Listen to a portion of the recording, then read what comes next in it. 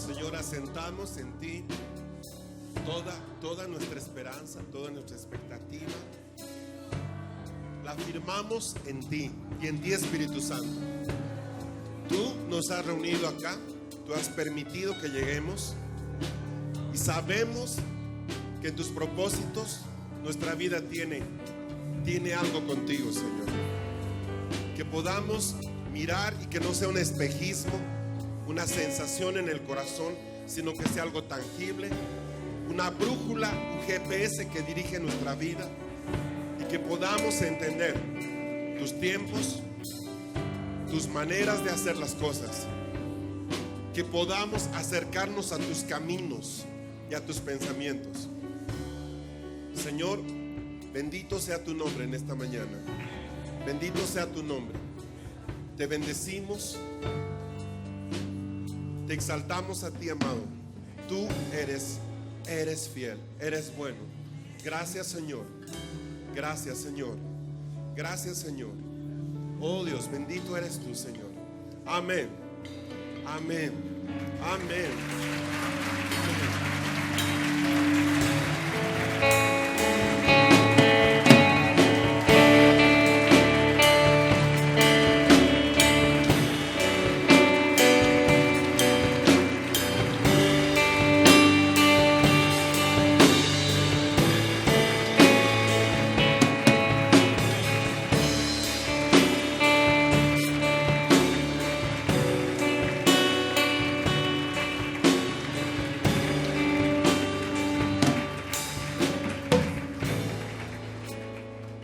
Te invito a tomar tu lugar, por favor.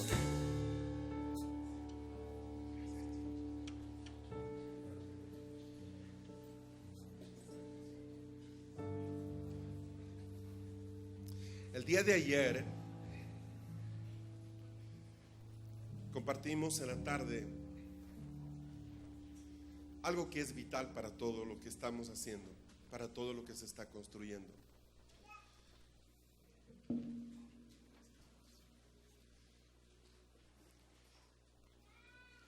Les mostrábamos de que la manera en la cual miramos a Dios es vital para poder sostener nuestra fe.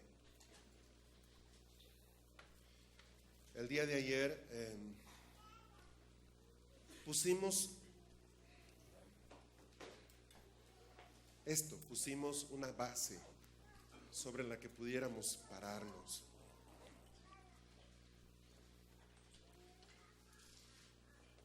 Les dije algunas cosas un poco pesadas. Les dije, no existe la teología.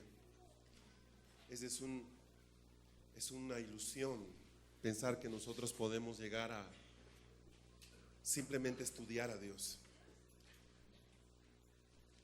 Pero sí tenemos un concepto de Dios. Es como ese juego que hace un psicólogo y te dice: dime la primera persona o la primera cosa que venga a tu mente, la primera palabra cuando te diga algo. Entonces te dice camión y tú dices Ford. ¿Se entiende? Celeste, Argentina. Entonces es un juego psicológico, por ejemplo, ese para tratar de encontrar relaciones. Y es lo mismo que yo te pregunte Dios. Y alguien dice juez. Vuelvo a decir eso, Dios, y alguien dice Padre.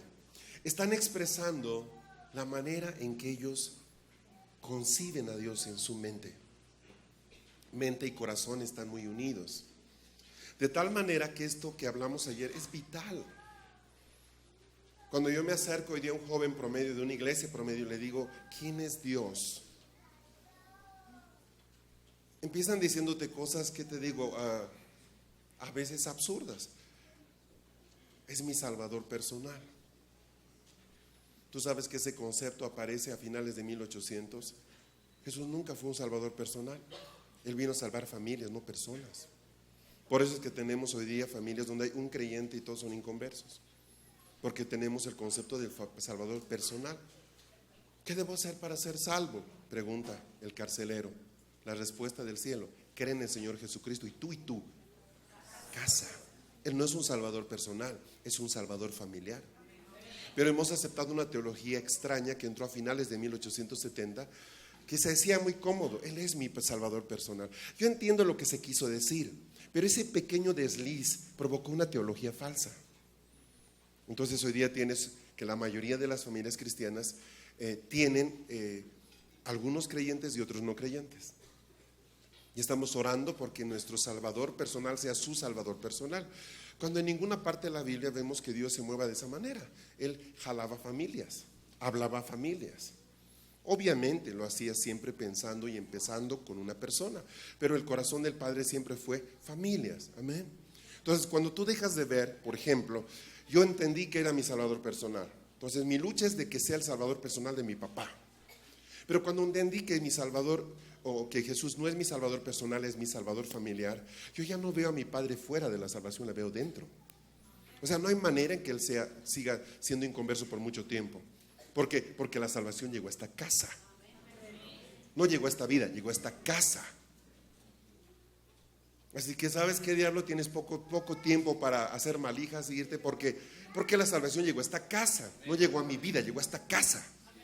¿Viste cómo una pequeña palabra puede alterar toda una manera de entender nuestra vida, nuestra relación con Dios? Entonces, lo que a mí más me preocupa no son los grandes errores. Me preocupan los pequeños errores, los pequeños engaños. Esas son las cosas preocupantes. ¿Por qué? Porque un engaño grande tú lo ves de lejos y lo rechazas, pero un engaño pequeño te lo puedes comer sin darte cuenta. Y eso genera un pensamiento. Las ideas tienen consecuencias. El día de ayer vimos fundamentos esenciales que sostienen nuestra vida en Dios. Amén. ¿Alguien puede recordar algún fundamento que ayer el Señor le dio? A ver, rapidito. Un valiente que levante la voz. Él está contigo, punto. Qué rico. La palabra lo sustenta así. ¿Otro?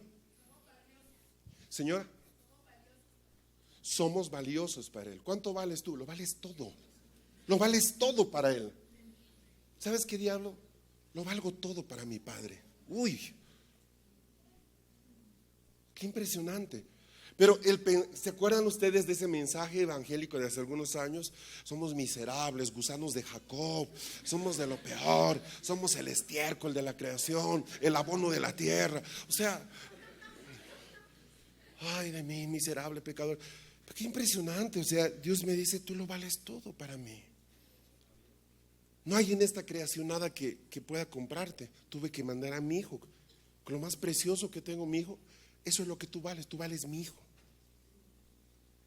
Wow, qué impresionante. ¿Dónde se quedó el rechazo? Ahí está gritando por la calle. Porque un día me animé a creerle al Señor que yo valgo todo.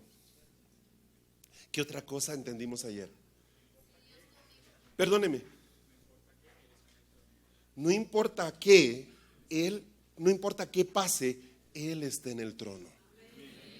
¿Se acuerdan del Salmo 11, no? Que los cimientos sean del justo. Él está en su trono. Uy, qué tremendo. Qué tremendo. ¿Alguien más?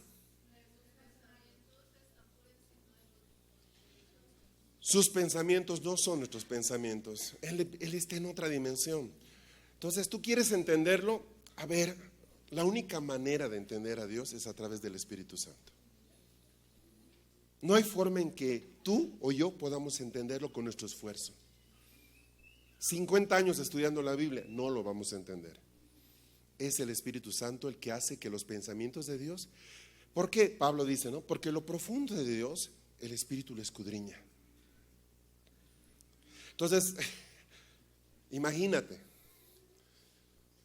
Normalmente en las iglesias, sin importar que son de izquierda, de derecha, o sea, bautistas, luteranas, calvinistas, ¿sí?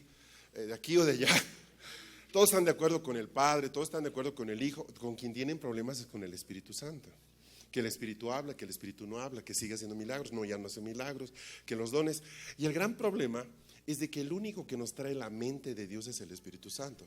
Entonces yo puedo tener al Padre y puedo tener al Hijo, pero si no tengo al Espíritu Santo no tengo nada.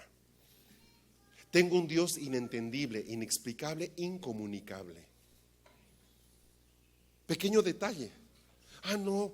Entonces imagínate, ¿no? Vamos a ir a un desayuno con los pastores. Entonces está el pastor que no cree en nada. Está el pastor que dice que el Espíritu Santo dejó de trabajar el último día del libro de Hechos. No sé qué hace el Espíritu Santo más, pero está ahí. Yo debo hacerme uno con ellos porque la unidad del cuerpo de Cristo, al cuerno.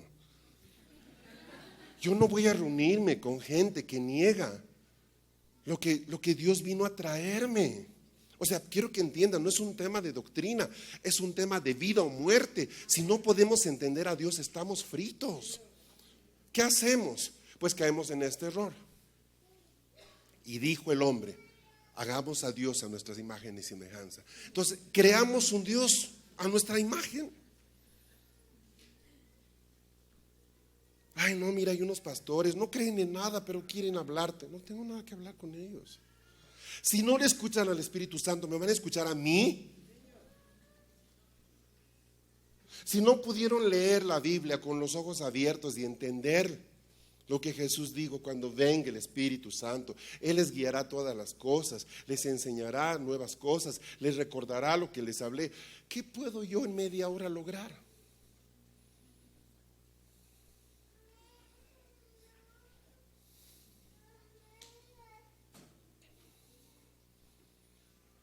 ¿Entienden lo que estoy diciendo? Entonces es cierto lo que dices tú, los pensamientos de Dios, y ayer lo vimos, son muy altos, no hay forma que lleguemos a esos. Pero hay un atajo, y es el Espíritu Santo. De eso vamos a hablar uno de estos días. Pero quedó claro que yo puedo sentarme como Buda, 20 años buscando la iluminación, tratando de entender a Dios en mis fuerzas. Respuesta, no podrás. Sigamos, tenemos harto que hacer.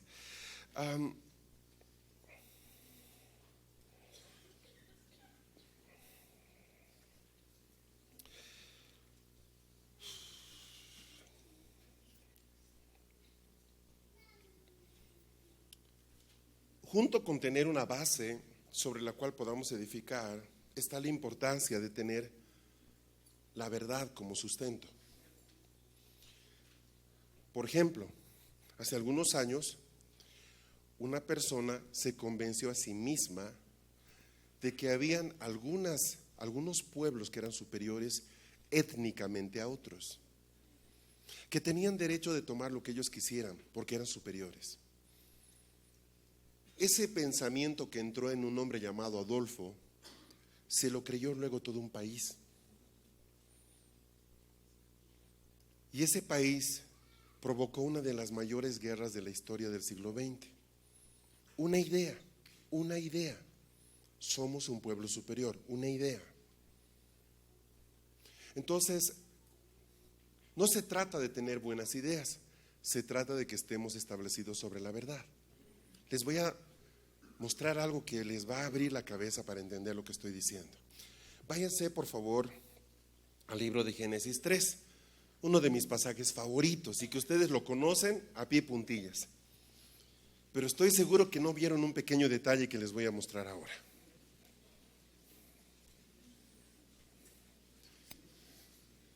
Génesis 3.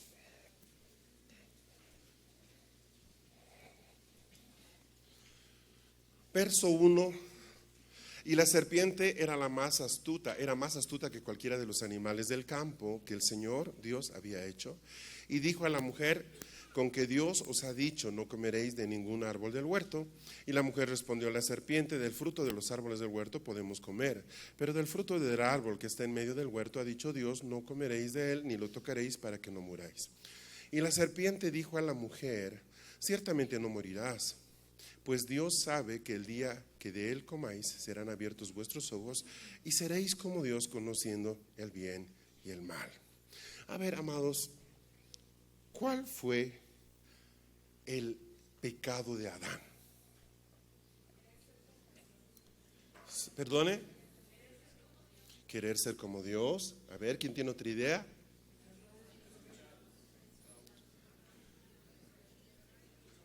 No escuchar la voz de Dios, escuchar al diablo. ¿Qué otra cosa? Ajá, ya. Solo funciona este lado, no sé. Buen día, ¿están por acá ustedes? lado derecho del salón para mí, izquierdo para ustedes, están aquí hoy. A ver, ¿cuál fue el pecado de Adán?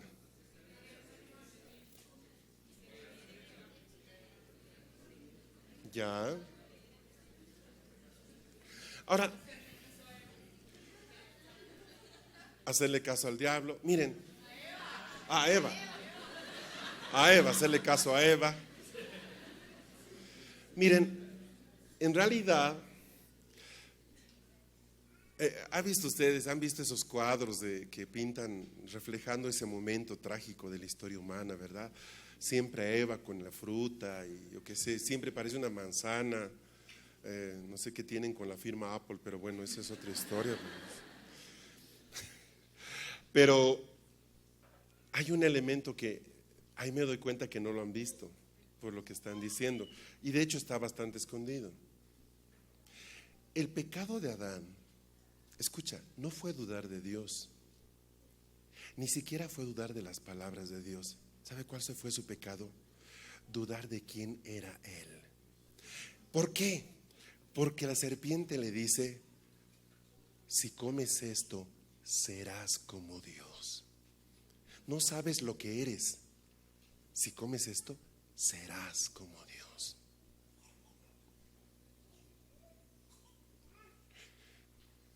Su más grande pecado fue dudar de quién era Él.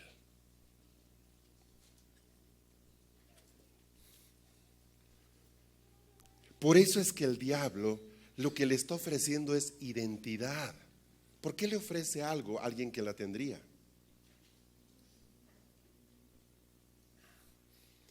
Vayan ustedes, no busquen, lo saben, al pasaje en el que Jesús está en el desierto, 40 días, el diablo aparece. Lo que le ofrece en la tentación es lo que le faltaba. Tenía hambre. Convierte en pan. ¿Me siguen? El diablo siempre te ofrece lo que te falta. Eso se llama tentación. Es absurdo que al que le sobra plata le ofrezca plata. ¿Cuál es el engaño? ¿Cuál es el anzuelo que el diablo usa? Abre tus ojos, entiende, recibe esto. El engaño viene por aceptar algo que nosotros no hemos tenido el cuidado de tener. Mira, es impresionante, aparece al final de ese pasaje. Le dice, si tú comes de este fruto, serás como Dios.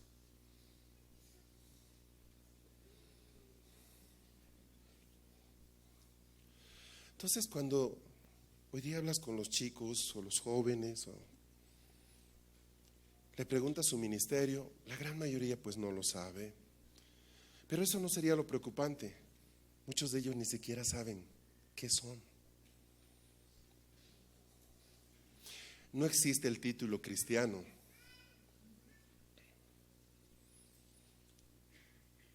O eres siervo, o eres amigo, o eres hijo, o eres esposa.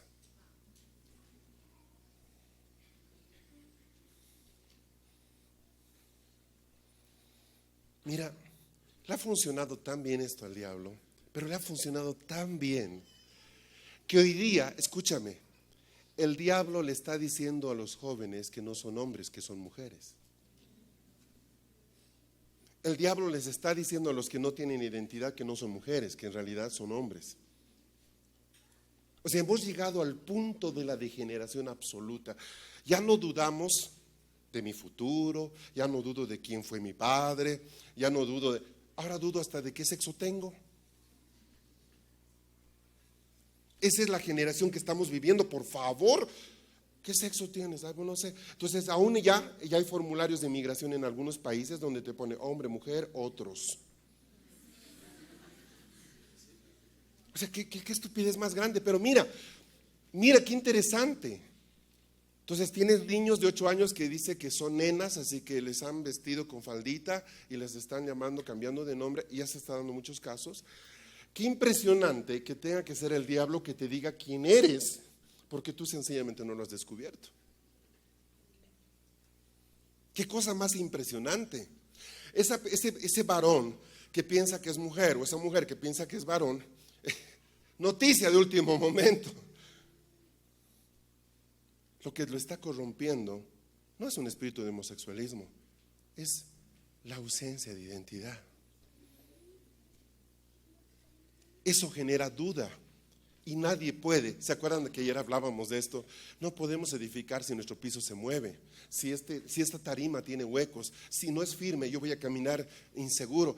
De eso se trata. O sea, es tan impresionante entender, lo que les estoy diciendo, porque en el fondo el pecado de Adán fue ese, no fue no creer en Dios, creyó a Dios, le creyó. Su gran pecado fue no entender quién era Él. Él dudó de Él.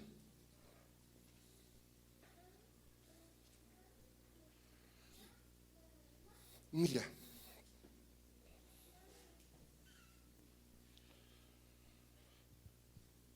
parece una tontería, ¿verdad? ¿Cómo Adán podría dudar de Él? Pero había otro hombre en ese momento. Vamos a poner la historia bíblica como la entendemos pues en la escuela dominical, ¿ya? Según vemos, había solo un hombre, punto, y una mujer. ¿Con quién podía hablar de esto Adán? Con nadie. Estaba rodeado de animales de todo género, ¿cierto? Y sabes, podía hablar con ellos, se comunicaba con ellos. Digo hablar, no sé cómo, pero se comunicaba. Porque no podía gobernar si no se comunicaba con ellos. Fácil. Pues quizás la tarea de entender quién era Él en realidad no era muy fácil. Estoy rodeado de animales, me comunico con ellos. Entonces cuando aparece años después un hombre que dice que venimos del mundo, como que dense cuenta que este hombre, sí, con todo y risa, perdón, ¿verdad que sí? Pero este hombre, escúcheme, este hombre en realidad le está diciendo al hombre, le está dando una respuesta que él ha buscado toda su vida. No habría filosofía si el hombre supiera quién es. ¿Han estudiado filosofía en colegio?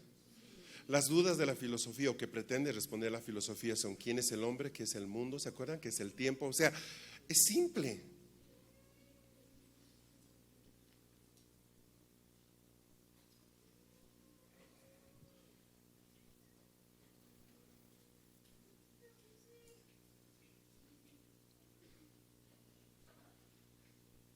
Tú no puedes conquistar esta nación, ni ninguna nación, ni ningún pueblo, ninguna calle.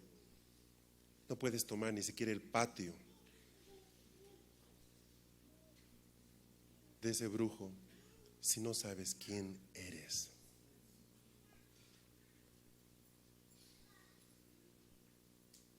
Por eso es que hace años, cuando empezamos el proyecto Benjamín, el Señor nos dijo, ellos están llamados a ser Benjamín.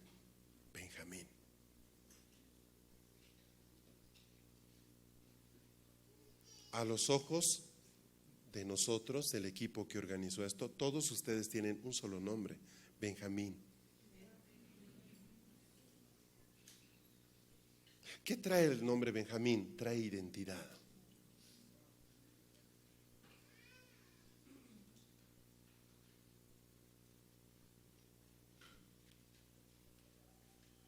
¿Entiende lo que estoy diciendo? ¿Está conmigo?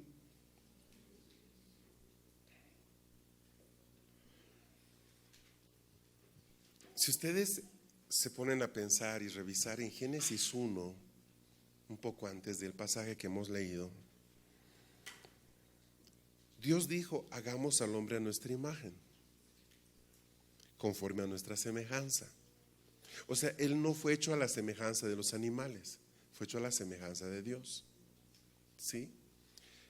Ejerza dominio sobre los peces del mar, estoy leyendo el verso 26, sobre las aves del cielo, sobre el ganado, sobre toda la tierra y sobre todo reptil que se arrastra sobre la tierra. ¿Te das cuenta que se podía comunicar con los reptiles? Se comunicó con la serpiente. Uy, qué sorpresa, la serpiente le habló. No, es que Adán hablaba con todos. Hola, ¿cómo estás, vaca? ¿Qué tal? ¿Cómo van esas chuletas? Buenas, guárdamelas. Hola, ¿cómo va? Sí, hablaba con todos. Gatos, perros, ballenas, o sea, Él se gobernaba esa creación porque podía comunicarse con ellos. Dios le dio esa capacidad. Entonces no es nada extraordinario que la serpiente le hable, todos le hablaban. ¿Sí? Creó pues Dios al hombre, verso 27, a imagen suya, a imagen de Dios. ¿Qué es lo que Dios está poniendo en él? Identidad. ¿Te pareces a Dios? Ay, qué cosa, ¿no? Y los bendijo Dios y les dijo: sed fecundos, multiplicaos, llenad la tierra, sojuzgad, ejercer dominio sobre los peces del mar, sobre las aves del cielo, sobre todo ser viviente que se mueve sobre la tierra. Ahora, esta es la verdad. Váyanse conmigo al Salmo 14. Es impresionante este texto.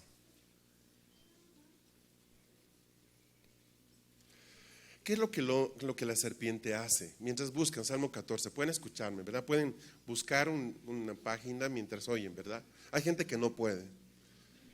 Tiene un sistema operativo Windows. Les das 2 cosas para hacer y se cuelgan.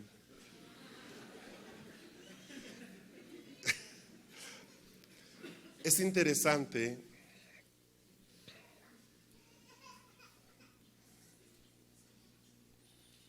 que lo que la serpiente logra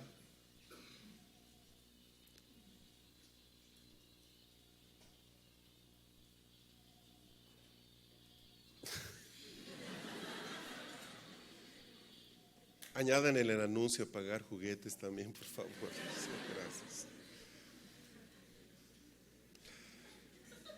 ¿Saben qué hace la serpiente? Logra hacerle pensar a Adán algo que él no pensaba.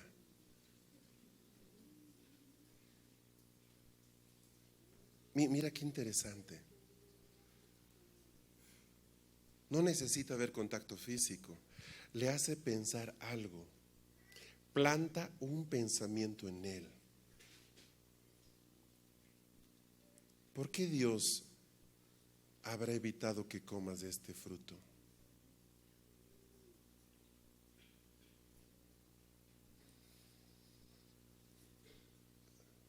La misma capacidad que tenía Adán, su creatividad, fue su ruina, fue su perdición.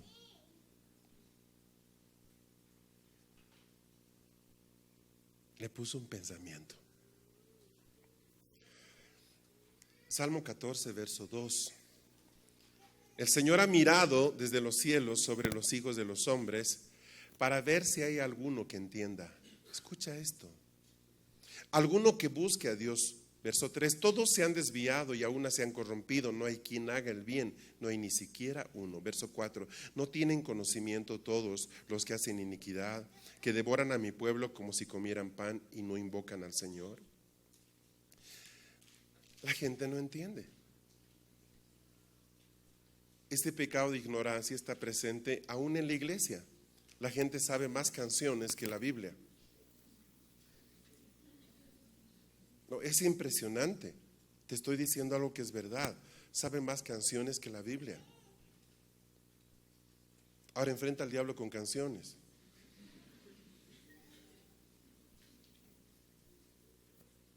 Cuando tú vas frente al diablo, vas y dices: porque así dice el Señor. Diablo, ¿qué vas a decirle ahora? Porque así dice Ron Kenoly.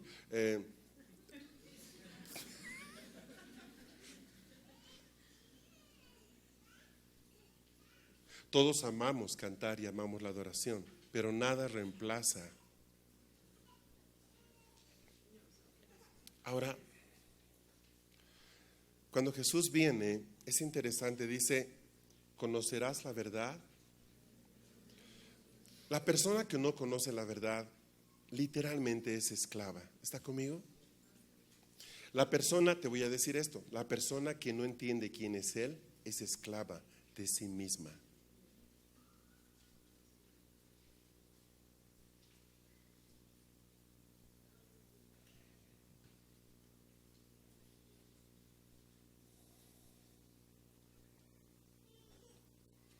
Si el hombre ignora su verdadera identidad, también ignora su valor. Por eso es tan poderoso lo que dijo mi hermana hace un rato, ¿verdad? Lo valgo todo, soy valiosa. Ahora, eso está asociado a la identidad. puede que eso mismo piense Madonna.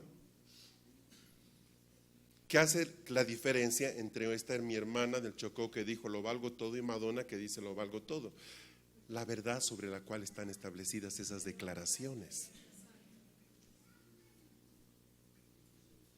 Entonces yo puedo decir soy el rey del mundo, ¿verdad? Pero ni siquiera tengo orden en mi habitación. ¿Me siguen? Hay un principio de verdad. La verdad es lo que valida lo que yo creo. Entonces la verdad aquí es esencial.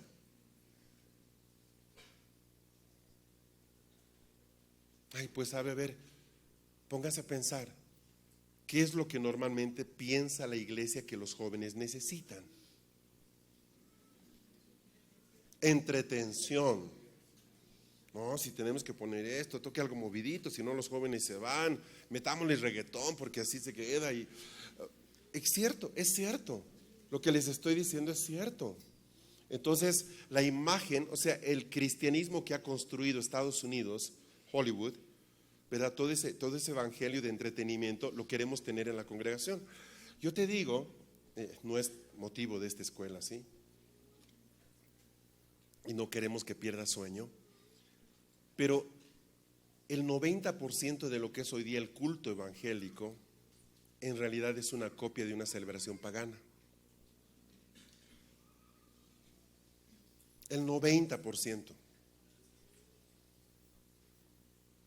Te lo estoy diciendo porque después de tantos años de hacer yo ese show, llegué a entender que estaba haciéndolo. Entonces nos pusimos a investigar con un pastor argentino, un pastor de Buenos Aires, a fondo este tema, y sabes, de espanto. Es de espanto a las cosas que hemos aceptado como propias de la fe y del cristianismo, nunca lo fueron.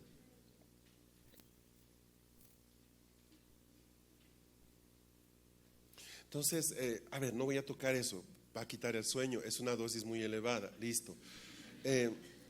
Lo que sí te puedo decir, de verdad te puedo decir, es de que lo que la iglesia piensa que los jóvenes necesitan, en realidad no corresponde con lo que Dios espera de los jóvenes.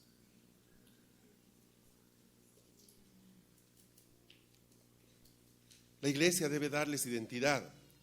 Error. Es la familia la que da la identidad. Pero aquí tenemos un problema. Un tremendo problema. Las familias no están capacitadas para eso.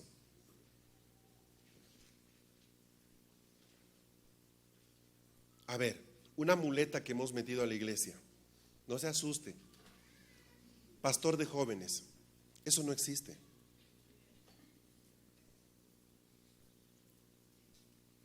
Hemos puesto una persona a cargo de los jóvenes para que los pastoree. Está haciendo ese hombre con mucho esfuerzo y mucho amor lo que debería ser el papá de este muchacho. Entonces, al pasar los años, a quien admira el muchacho es a su pastor de jóvenes, no es a su padre.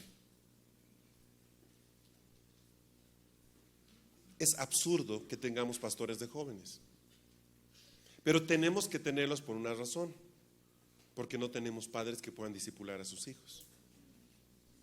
Quiero que entiendas el problema y quiero que entiendas aquí por qué empecé diciéndote ayer, para nosotros, ustedes son ya papás y mamás de aquí a poquito. Y no es de que mañana te busques un novio, no estoy hablando de eso. Pero la gran mayoría de los que están aquí, la gran mayoría, 9 de cada 10 van a terminar teniendo familia. Y sabes que vamos a seguir en esta historia de crear una iglesia minusválida, llena de handicaps, llena de gente que necesita muletas, si es que nosotros no empezamos a cambiar lo que entendemos por familia. ¿Me estás siguiendo? ¿Estás aquí? Entonces todo lo que tu pastor de jóvenes te ha enseñado debería enseñarte tu papá. Pues no, ni está en el Señor. Claro, porque él todavía no tiene un salvador personal. O sea, ¿entiendes? La seguidilla de trampas en las que hemos caído. Pues ¿dónde empiezo? Empezamos con Benjamín. Empezamos levantando una generación que entienda cuál es su papel, quiénes son, qué valor tienen y cuáles son sus recursos y habilidades. Entonces tus hijos, yo espero que tus hijos Yo de verdad espero que tus hijos no necesiten un pastor de jóvenes. Porque si tus hijos necesitan un pastor de jóvenes, significa que tú también la arruinaste.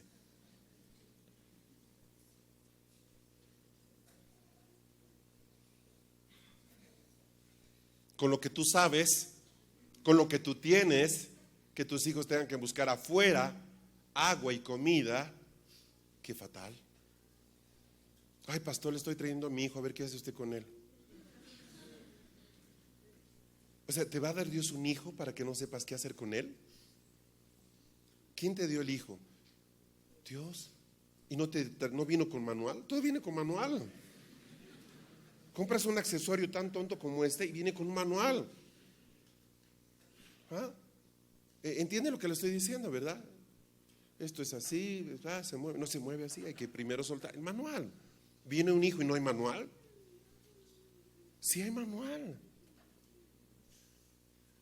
¿Por qué cometemos tantos errores? Atrás, porque no sabemos quiénes somos. ¿Y cómo la iglesia ha creado minusválidos? Fácil, ha hecho que el pastor se encargue de todo. Usted solo tiene que venir, sentarse, escuchar, ofrendar y ya. Nosotros nos encargamos de todo.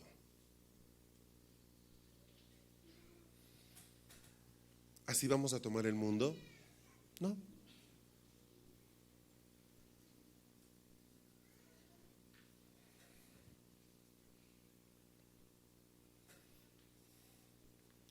Salmo 82, por favor.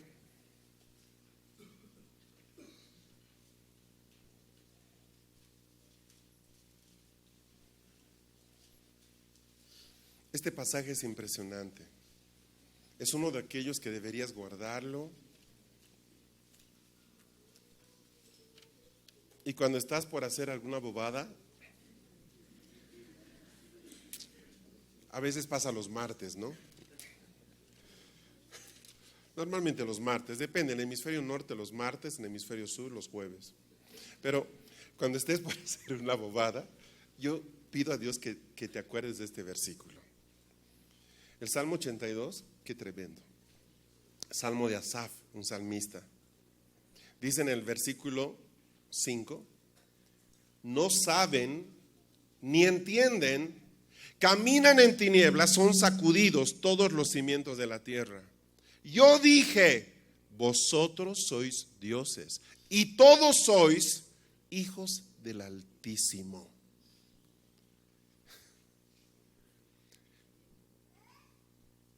Ahí Dios está diciendo quiénes somos.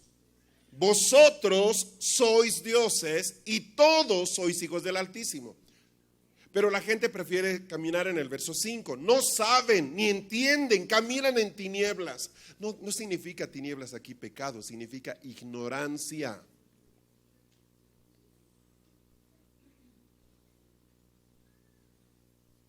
Ay, pastor, por favor, tiene que orar por mí porque cada noche sabe que Charlie viene y... Eres hijo del Altísimo, pero es que Charlie es haitiano. Eres hijo del Altísimo, eres Dios. ¿Y Charlie qué es? No es nada.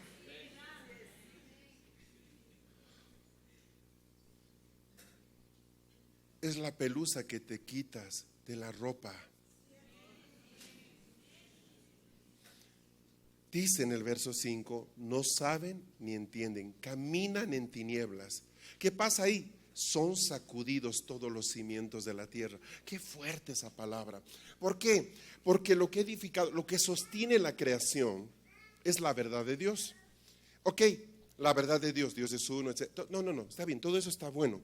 Pero ¿cuál es la verdad de Dios hoy día que más se ha destruido y se está destruyendo hoy día? Que el hombre no sabe quién es. No, pues yo vengo del mono. Aquí estamos los del mono. Vengan aquí todos los que somos del mono. Nosotros creemos que venimos del mono. Ok. Nosotros creemos que venimos de los aliens. Somos de los reptilianos. Pues no. Nosotros sabemos que nuestro planeta está en Ganímedes. Ahí un día nos trajeron, ¿verdad? Los ovnis, y aquí nos plantaron un tiempito para desarrollar tecnología. O sea, no es broma. No es broma, de verdad.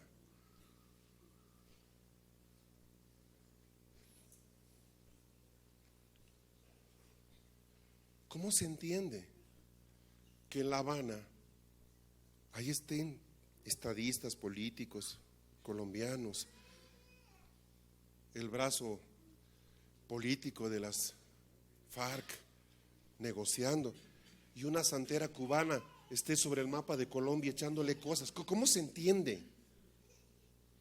¿Qué hace esa señora ahí? Está gobernando. Porque estas pobres gentes no entienden, no saben qué son. Mira qué terrible. Los cimientos de la tierra son conmovidos a causa de tu ignorancia.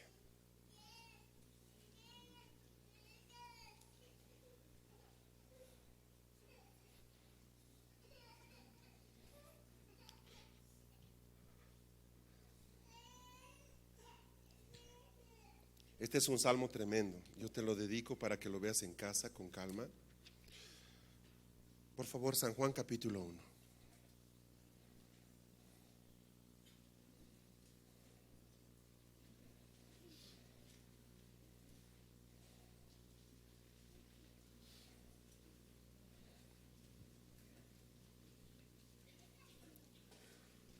Mira,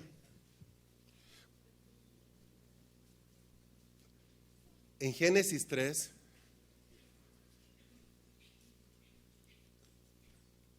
el diablo aprovecha la pequeña brecha que había en la armadura de Adán, la pequeña brecha, la duda de quién era él. Y él le da el trabajo, le facilita el trabajo y le dice: tú serás como Dios. Cuando ya Dios había dicho que nosotros somos como Dios. No, eso lo dijo Asaf recién en el siglo X, cuando escribió el Salmo. A ver, espérate, las verdades de Dios han estado vigentes siempre. Los que escribieron algo, escribieron porque oyeron, no porque en ese momento se dijo por primera vez. ¿Tú crees que Dios no dijo en el principio esto? Pues Adán no le creyó a Dios. No sé.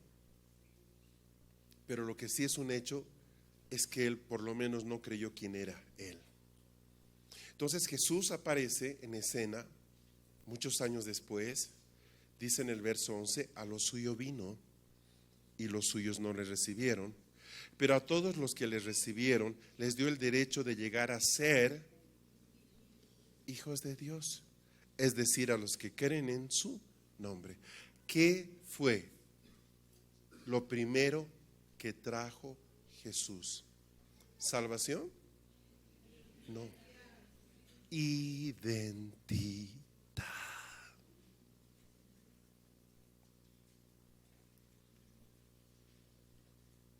Él vino a traer identidad.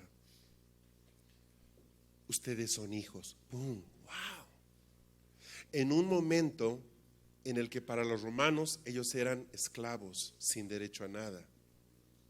En un momento en que la ley los había convencido que eran pecadores. ¿Me estás siguiendo, verdad? ¿Estás aquí?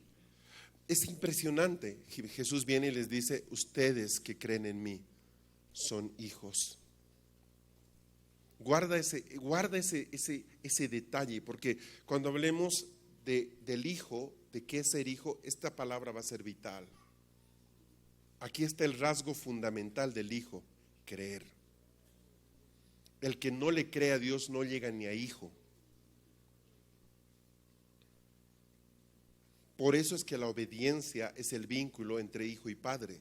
Si el hijo no obedece, tampoco es hijo y no honra al padre. El hijo que desobedece está sin protección. El diablo puede hacer lo que quiera con él, porque él está en desobediencia. Porque la obediencia está en estrecha relación con el creer. Esto lo vamos a trabajar luego, ¿listo? Van a entender cómo un padre mundano puede ser tu escudo frente al diablo. ¿Ah? Dijo padre apóstol, no, mundano. Dejemos eso ahí. A la luz de esto, mis amados benjamines y benjaminas, el mayor problema del corazón del hombre es la duda y la ignorancia.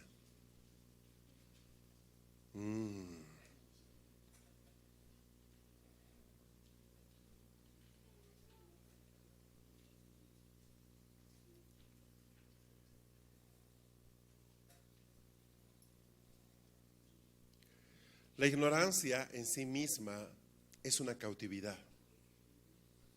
Es una cárcel donde se mete a las personas y van a permanecer ahí y, ¿sabes? Es tan triste su condición porque ni siquiera se dan cuenta que están encarcelados.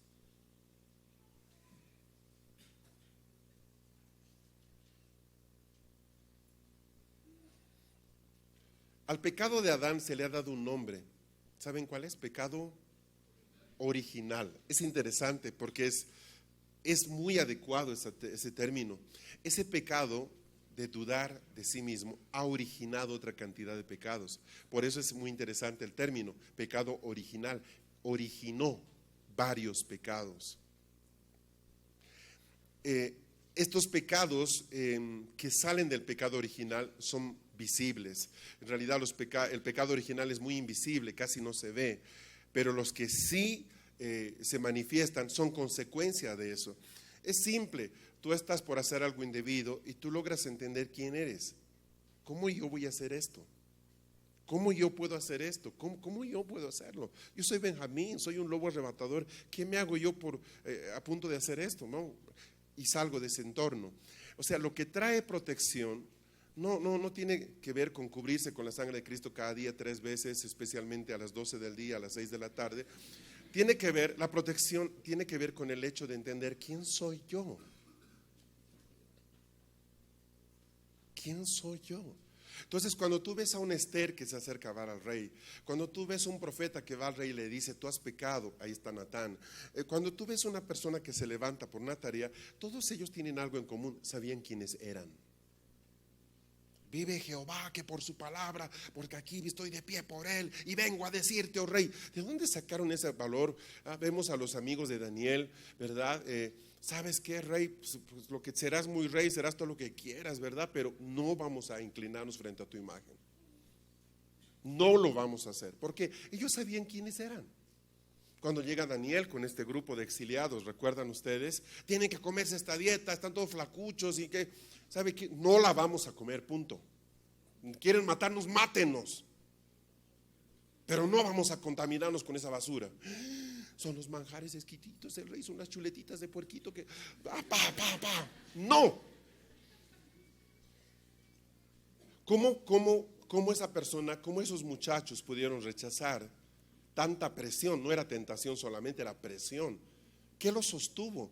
No estaban en territorio judío, no había un rabino que esté detrás de ellos, no había un consejero que les esté diciendo, muchachos, vengan para acá, no había un pastor de jóvenes. Sabe que había en ellos, había identidad, ellos sabían quiénes eran. Ellos sabían quiénes eran. Si en estos días hasta el sábado tú descubres quién eres, vas a cambiar esa cara el resto de tu vida.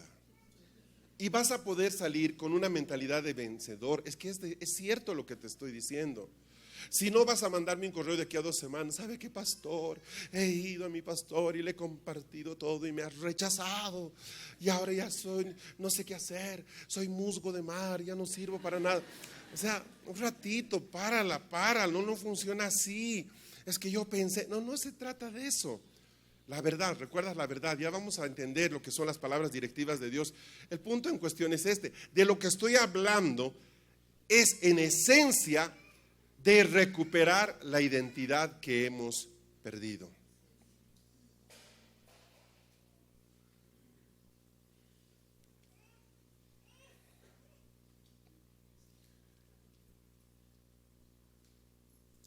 Es interesante que el segundo pecado mencionado en la Biblia es el asesinato. Ese sí se ve grueso, ¿verdad? Pecadote. Pero en realidad la raíz de todo fue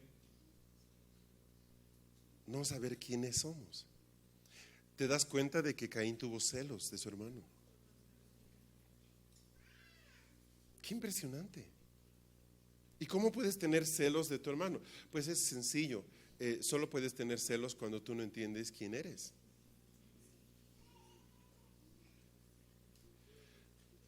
Necesitamos que sujeten a los bebés, o voy a pedirles por favor que abandonen el lugar. De verdad, me están distrayendo demasiado. Amadas hermanas y hermanos, se puede escuchar de afuera con más tranquilidad, de verdad. Pero no es... Sabemos que son preciosas criaturas de Dios, pero no llegan todavía a ser benjamines y están distrayendo. Así que les ruego que o controlan al gordito o van a tener que salir. Con mucho amor, ¿sí? Sin enojo. Ahora,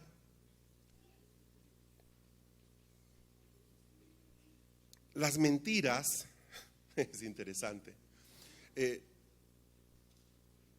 Las mentiras solo funcionan, escucha lo que te voy a decir. Las mentiras solo funcionan si hay una plataforma de duda. O sea, si alguien viene a decirte una mentira, tú solo la vas a recibir si en ti hay cierta duda al respecto. Vamos a ponerlo en perspectiva. Si tú tienes un buenísimo amigo y alguien viene y te dice, ¿sabes qué? Ese tu amigo en realidad te está traicionando. Tú vas a aceptar esa posibilidad en tu corazón solo si no estás seguro de quién es él. Pero si estás absolutamente seguro de quién es él, ¿sabes qué vas a decirle tú? ¿Quieres callarte, por favor? Me molesta tus palabras. Punto. Ya. ¿Me están siguiendo? ¿Comprende lo que te estoy diciendo? Solo Satanás, el padre de mentiras, puede trabajar con aquellos que tienen un terreno de duda en su interior.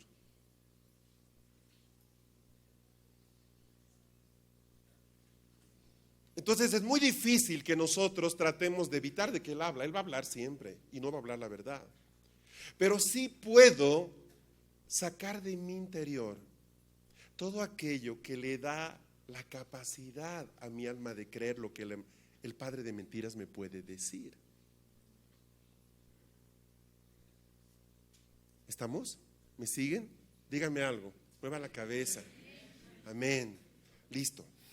Esto es importante entender, por favor, porque uno piensa que, cállate, Satanás. A ver, espera, no es por gritar, suave.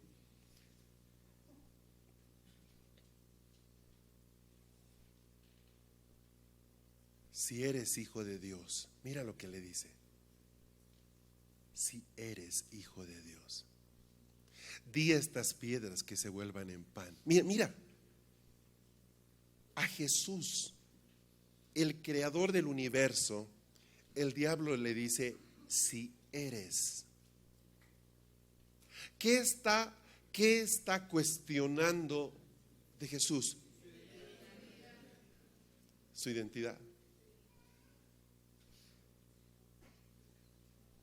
Ahora, si Jesús hubiera tenido la más mínima brecha de quién era él, ahí estábamos fundidos. Pero entiende esto, por favor, quiero que entiendas. Para él no era fácil, comprende algo. Él se encarnó en una mujer, fue educado por un hombre que le decía, hijo, ven. Todos lo llamaban hijo de José. Entonces el diablo, no está apostando al caballo perdedor. Han pasado 30 años desde que él dejó el cielo. Y una de las cosas que pasan en esta dimensión es que aquí olvidamos la eternidad fácilmente. Él no está diciendo una estupidez. Él ha crecido como el hijo de José y María.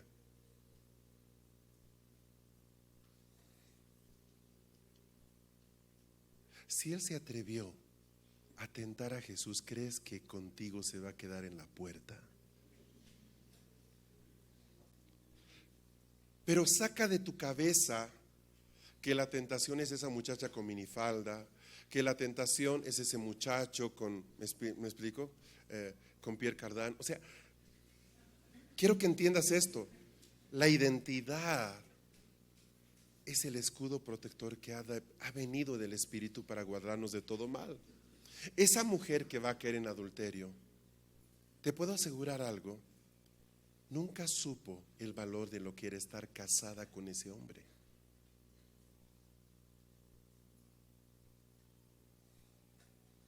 Es imposible que una mujer o un hombre caigan en adulterio si entienden quiénes son ellos en esa relación. Es imposible.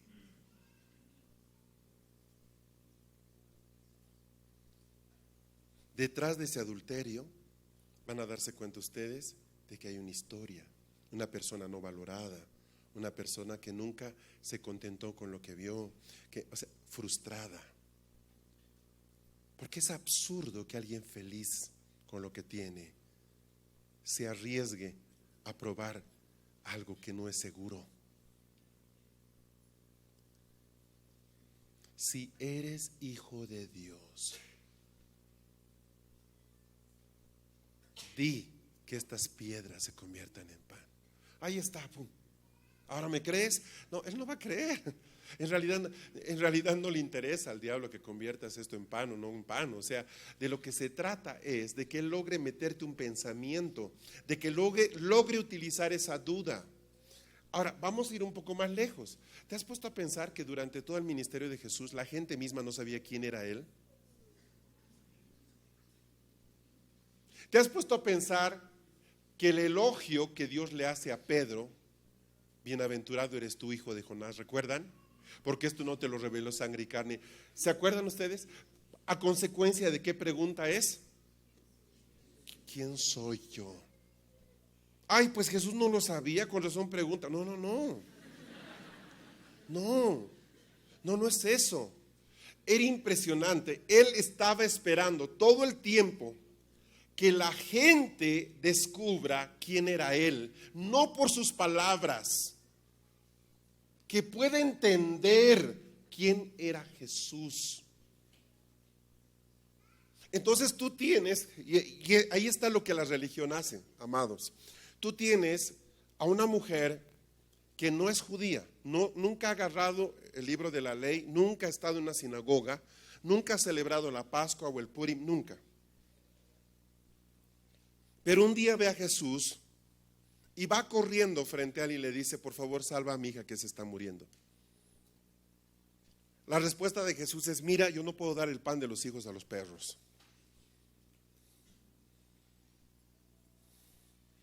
Deben comer primero los hijos y lo que sobre daremos a los perros. Pero Señor, los perros comen las migas que caen de la mesa. Mujer, tu fe te ha salvado. Grande es tu fe. Esta mujer descubrió quién era Jesús sin ley, sin sinagoga, sin marido judío. Un soldado romano al pie de la cruz dice: verdaderamente este era el Hijo de Dios. Y los discípulos estaban en ese momento escondidos en un refugio nuclear, discutiendo en qué momento ellos volvían a sus negocios anteriores. Quiero que entiendas, por favor, que aquí no se trata de antigüedad. No se trata de que tú has nacido en un hogar cristiano o no.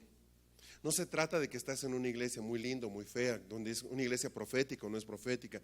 No se trata de eso. La fe es personal, la salvación es familiar. Tú no puedes tomar la fe de tu padre.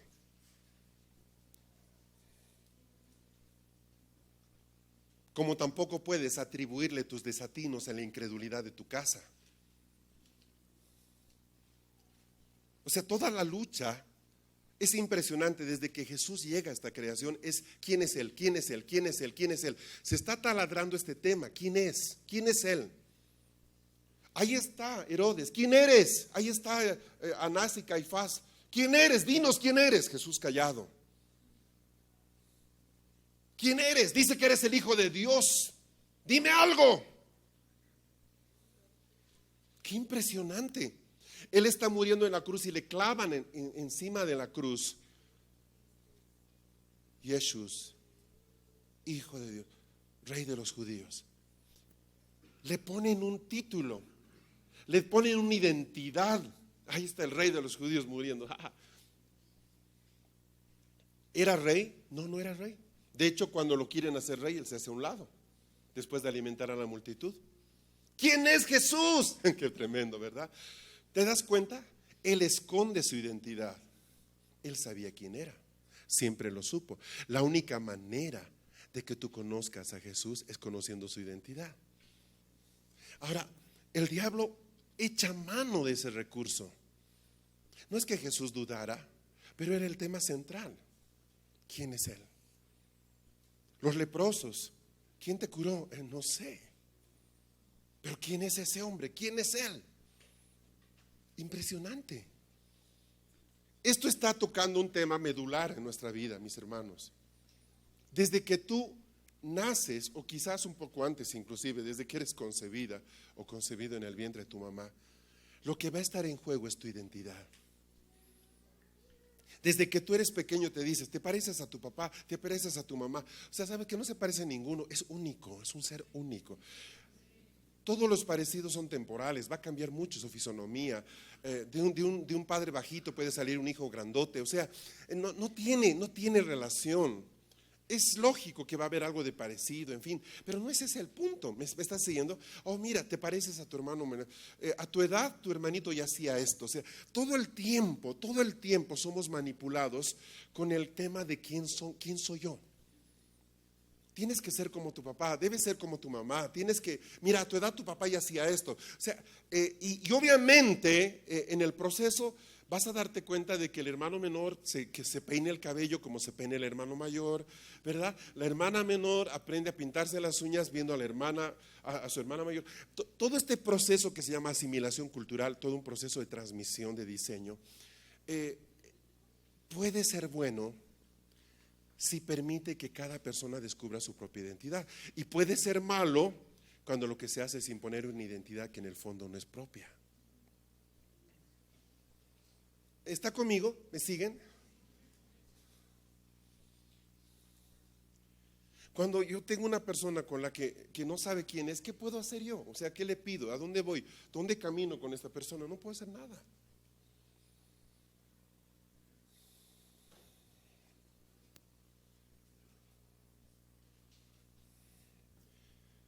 Este primer pecado, por eso es tan tremendo, ¿verdad? Pecado original. Ha llegado en el siglo XXI a producir una sociedad que no sabe ni siquiera qué sexo tiene. Dios mío, ¿qué viene por delante? No creo que algo mejor. Por eso es tan importante que tú sepas quién eres. No vas a poder hacer una tarea, un encargo de Dios, cumplir un ministerio, cumplir un trabajo, una tarea en este mundo si no sabes quién eres.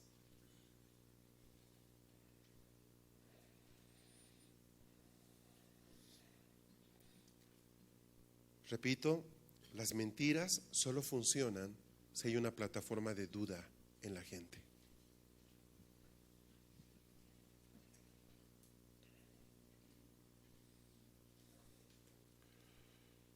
Romanos 6. El diablo, las tinieblas, como sea, trabajan bajo un diseño de esclavitud.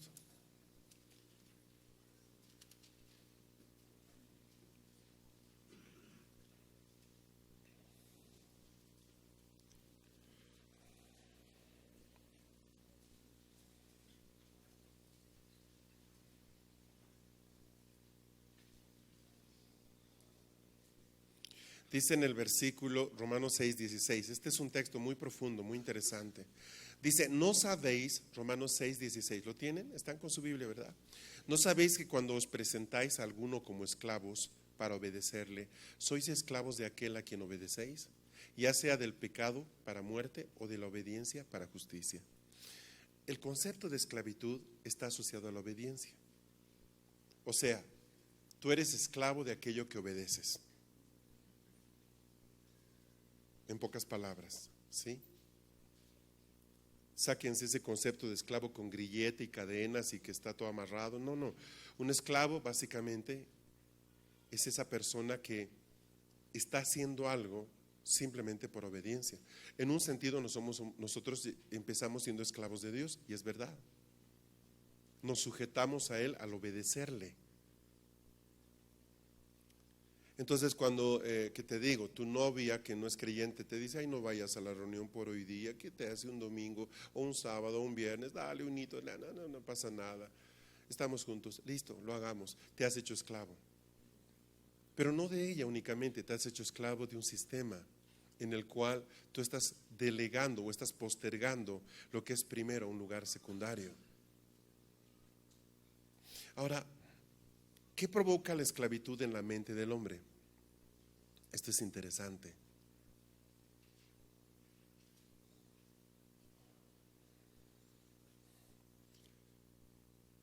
Según Génesis 1:26, que leí muy rápido, el hombre fue diseñado para dominar. Amén. Pero termina siendo dominado. Está diseñado, ¿sí?, para dirigir y termina esclavizado. Está diseñado a gobernar y termina oprimido. Y el hombre termina siendo un animal sin razonamiento al final. Porque aún las bestias y los animales entienden a Dios, pero parecería que el hombre no. Eso tiene que ver con la arquitectura que tenemos. Vamos a ver rapidito. La primera cosa que es importante entender es de que el hombre es un espíritu. Esta es una verdad extraordinaria. Cuando se pierde esta verdad, empezamos a fabricar una. Eres un ser compuesto de carbono. Sí, es cierto, hay carbono en mi cuerpo, pero no es lo primario, eso es lo secundario. La primera verdad que se ha perdido en este sentido es de que el hombre es un espíritu. Entonces nosotros tratamos de utilizar el alma, en un momento voy a hablar de ella, para reemplazar lo que el espíritu debería ser. Como no puedo entender el espíritu, hablo de lo que es espíritu, me muevo en una esfera simplemente de alma. Punto. Ahora, Dios es espíritu, ¿se acuerdan? Y los que le adoran deben adorarle. Listo. Ahora Jesús dice, Dios es espíritu. Dios es espíritu. Salmo dice, ustedes son dioses. Ajá. Si Dios es espíritu y nosotros somos dioses, entonces nosotros somos. Excelente, nos sirvió la lógica. Es cierto. Yo soy espíritu. ¿Eso qué quiere decir? Que no soy la persona que tiene 25 años, 35 años, 45 años, 15 años, 60 años. Soy un ser eterno. Soy un ser eterno. Soy espíritu. El espíritu es eterno. La esencia de mi vida, la raíz, la médula, el centro de lo que yo soy es esto. Yo soy espíritu.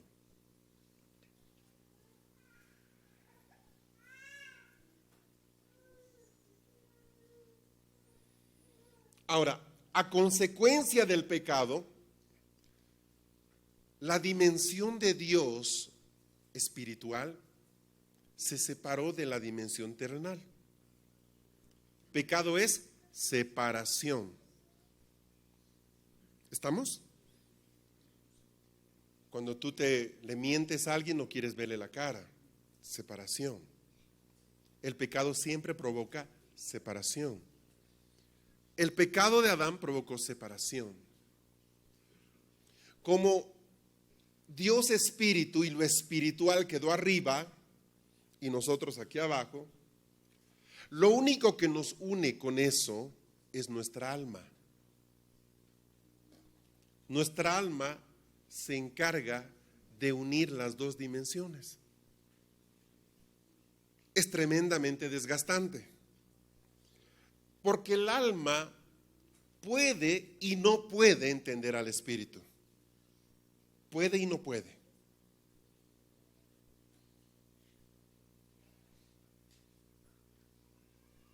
Entonces estábamos en Estados Unidos con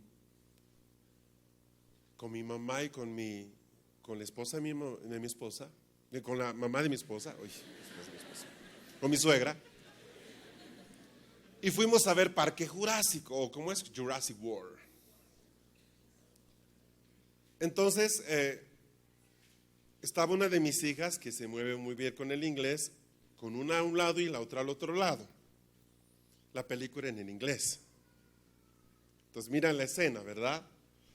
Asumimos de que lo iban a poder disfrutar porque es no hay que traducir, ¿sí? Hay muchas partes en la película que no requieren traducción.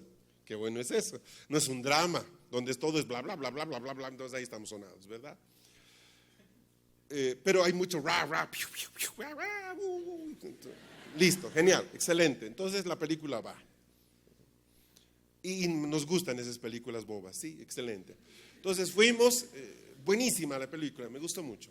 Ahora, una de las mamás estaba a un lado de una de mis hijas y la otra al otro lado. Entonces en los diálogos, ella tenía que escuchar lo que se decía en inglés, porque no hay subtítulos, y decirles, están diciendo esto, está diciendo esto, está diciendo, ¿qué? No te escuché. Entonces,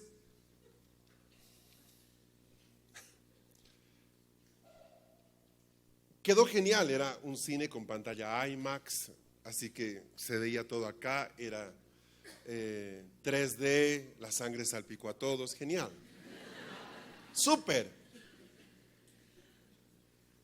¿Qué hizo una de ellas apenas llegó de regreso a su casa? Le dijo a mi cuñada, llévame al cine. ¿Por qué quiero ir a ver Jurassic World? Ah, sí. Pues quiero entender las partecitas que no entendí. Y se fue a ver la película otra vez en español. Ah, ya entendí esta parte. ¿Por qué? Porque el problema de traducir al momento es que nuestra mente no está diseñada para hacer muchas cosas a la vez. Está probado que a medida que hago más cosas, mi porcentaje de atención disminuye. Entonces, con toda la buena intención de mis hijas que trataban de mis hijos de traducirles las películas, date cuenta que ellos también querían disfrutar la película, entonces seguramente se obviaron algún diálogo, ¿me explico? Y en el proceso recibieron la película, las dos mamás, las dos abuelas, pero no llegaron a entender todo. Ese es el esfuerzo del alma. Ese es el alma es uno de mis hijos tratando de explicar a dos personas que no entienden espiriñol, el lenguaje del espíritu, espiriñol, no entienden espiriñol. Entonces el alma que entiende un poco, entiende un poco, porque básicamente el alma es una función deteriorada del espíritu. Es un modelo en blanco y negro del espíritu del hombre. Lo que puede hacer el espíritu, el alma lo hace, pero 10 veces menos, pero lo hace. Por ejemplo, el espíritu se mueve en atmósferas de paz. El alma puede generar tranquilidad. Son dos cosas diferentes, paz y tranquilidad. Jesús dijo, mi paz les dejo. Entonces tú te metes al espíritu y ¿sabes qué respiras? Respiras paz. Pero cuando no conoces al Señor ni conoces al espíritu, fabricas tranquilidad. Debo tranquilizarme. A ver, 1, 2, 3. Claro, funciona, ayuda. Por favor, ayuda. ayuda. Entonces, ¿qué está haciendo aquí el alma? El alma, y ahí no, métete a yoga, tai chi, yo qué sé, ¿no? ¿Verdad? Empieza a hacer esto, aquello, acupresión, acupuntura, homeoterapia, todo eso, toda esa fabricación, por ejemplo, New Age. Oigan, ya dejen de caminar, que tiene la vejiga muy chica. Ok, hermanos, ciérreme la puerta. Exacto, las últimas que salieron vuelven a entrar. Ya no deje salir a nadie. Y sujete su vejiga en el nombre de Jesús, punto. Y si no, alcen la mano y se les va a dar una bolsa. Ahora, es que se mueven mucho. Favor. Quiero que entiendan esto. El alma va a lograr emular, va a tratar de emular lo que el espíritu hace, pero bien, bien precariamente. Lo que en el espíritu se llama gozo, en el alma se llama alegría. Entonces el alma es extraordinaria, es maravillosa, y solo por el alma el hombre ha logrado no extinguirse, ¿me explico? Y terminar comiendo pasto. Por eso es cuando una persona entra en un cuadro psicótico y el alma se daña, la persona es otra. O sea, ya es un animal. Ya no sabes con quién estás, ¿qué es esto? Cuando el alma se daña es atroz, es atroz. Entonces nosotros hemos nacido en ese entorno, el reino del espíritu, nosotros acá y nuestra alma, ¿no? Tratando de... El asunto está que si tú lees bien la palabra, Jesús vino a unir cielos y tierra.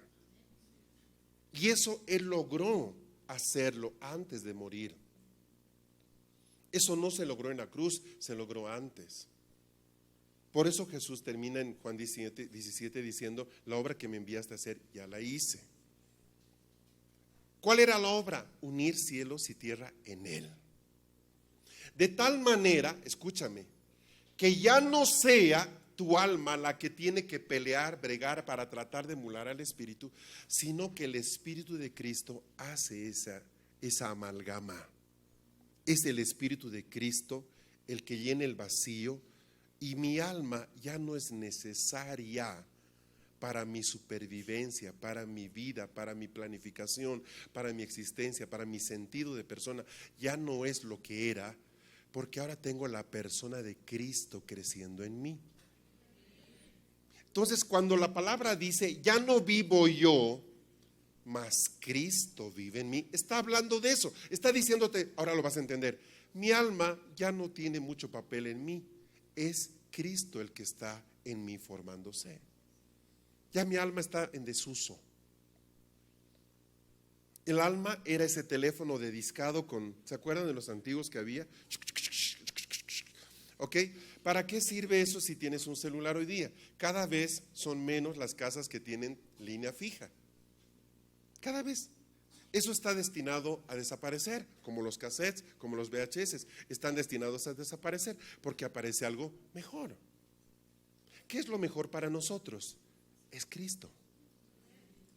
O sea, puedes tratar de ser una buena persona o puedes dejar que el Espíritu de Cristo habite en ti.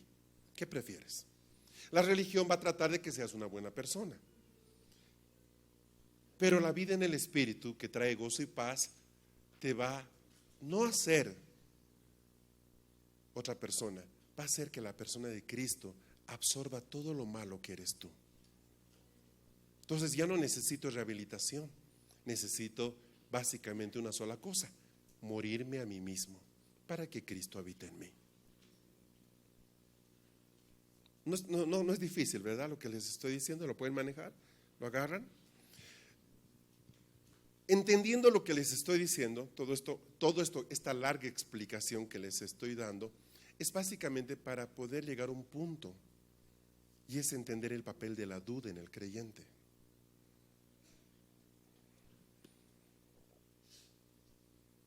El Espíritu Santo es el encargado de hacernos saber cuál es la voluntad de Dios.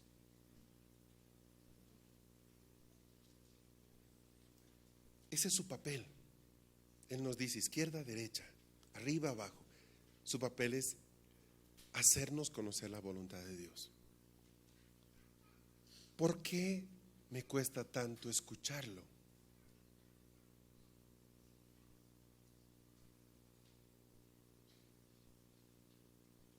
Te voy a dar un ejemplo.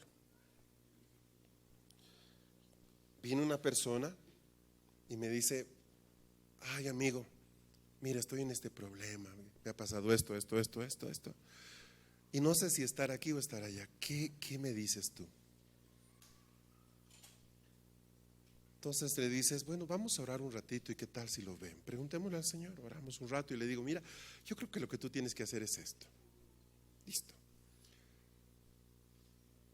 Te funcionó muy bien para ayudar a alguien, pero ¿por qué no te funciona cuando tú tienes la duda?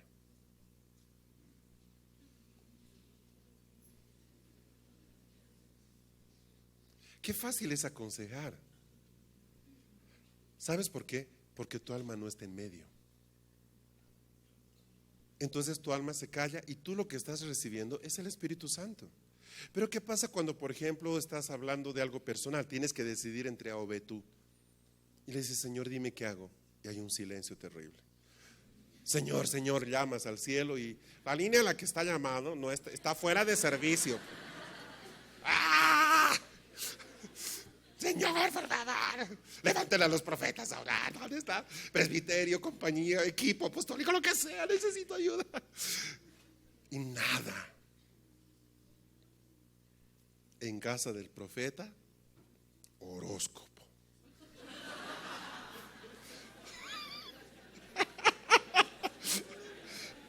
Tal vez Dios te habla por el periódico.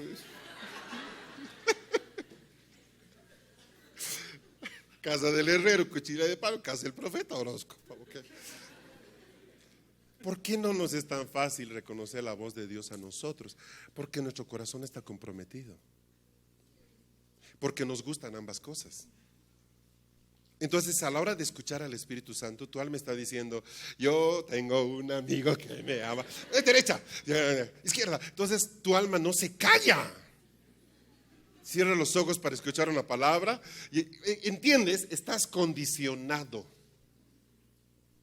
Ahí nuestra alma da ganas de agarrarla y sacarla y agarrarla y cállate, ¿verdad? Porque no nos deja reconocer la voz audible del Espíritu. Pero qué fácil es para otra persona cuando yo tengo que decirle algo a otra persona. Ay, lo que me dijiste, ¿sabes qué? Quedó perfecto, era justo eso. Y aquí sigo atorado, ¿me entiendes? Ese es el problema, ese es el dilema, esa es la razón. Porque nuestra alma, en el diseño caído de Adán, estaba programado para reemplazar al Espíritu Santo. Ese es el problema. Y ahora que estoy en Cristo, mi alma no se da por caducada, quiere seguir trabajando. Ajá. Entonces yo debo pelear para saber cuándo lo que estoy pensando es del Espíritu y cuándo es de mi propio corazón. Esa es la verdad. ¿Y cómo se puede resolver este problema? Pues muriendo.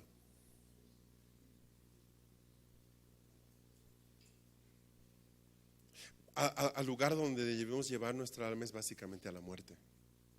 Pastor, noticia, las almas no mueren. Sí, yo sé. Lo que quiero decir,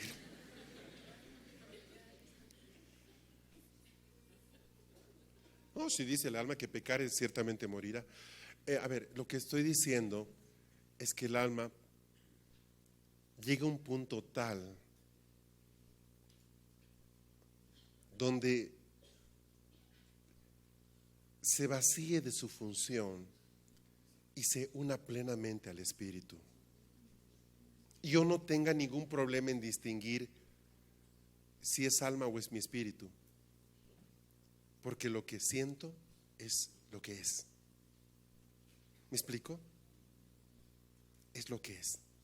No debo, ¿qué fue eso? Mi espíritu, mi alma, no, a ver, mi corazón, emoción, sentimiento, voluntad, derecha, no es. No necesito eso. Entonces, ahí tiene que darse un proceso. Y esa es la lucha de Benjamín. La gran lucha de Benjamín es básicamente llegar a producir en él una mente de hijo. Llegar a poder proyectar eso. Ténganse cuenta que Benjamín es un hijo que en realidad nace en medio del dolor. Él va a crecer sin su madre. ¿Se acuerdan de la historia, verdad? Por eso es que no podemos entender a Benjamín sin José. Hay una relación que yo voy a explicar un poco estos días entre Benjamín y José. Muy, muy interesante. Benjamín era el más chiquito. Es el hijo sustituto que aparece cuando José se murió. La bestia lo mató. No, los bestias lo mataron, pero pequeña diferencia. Con esos hermanos, ¿quién necesita al diablo, Padre Santo?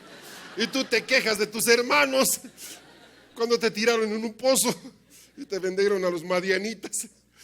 Entonces Benjamín aparece y el día en que él nace su madre muere. Era hijo de dolor, pero que tiene que llegar a ser hijo de la mano derecha. Gobierno.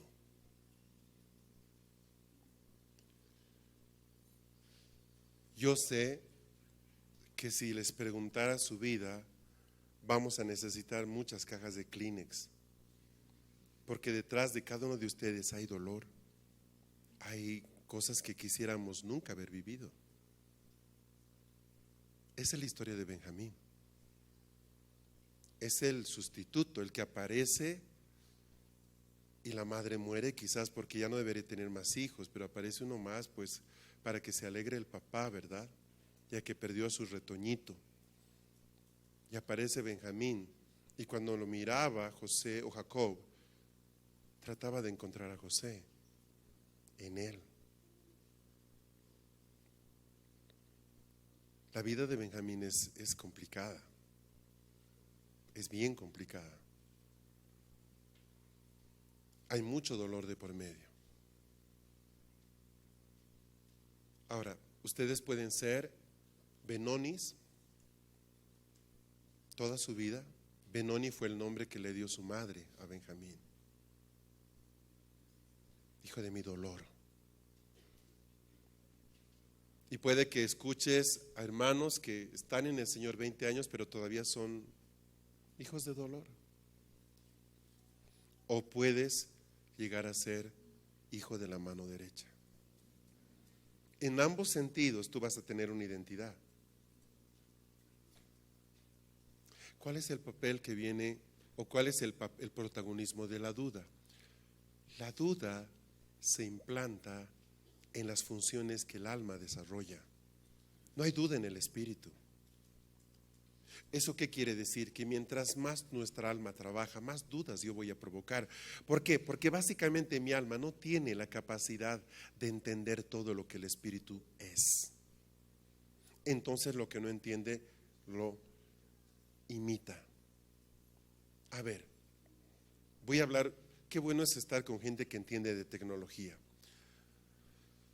Ustedes hacen un dibujo en CorelDRAW o en Photoshop. ¿Cuál es el formato en el que graba Photoshop? Listo. El archivo, has dibujado un árbol. El archivo son, ¿qué te digo? 2.5 gigas. Por las capas, por los detalles, listo. Tienes que ponerlo, mandarlo a alguien y hay un dispositivo muy pequeño. Lo convertimos en un archivo JPG.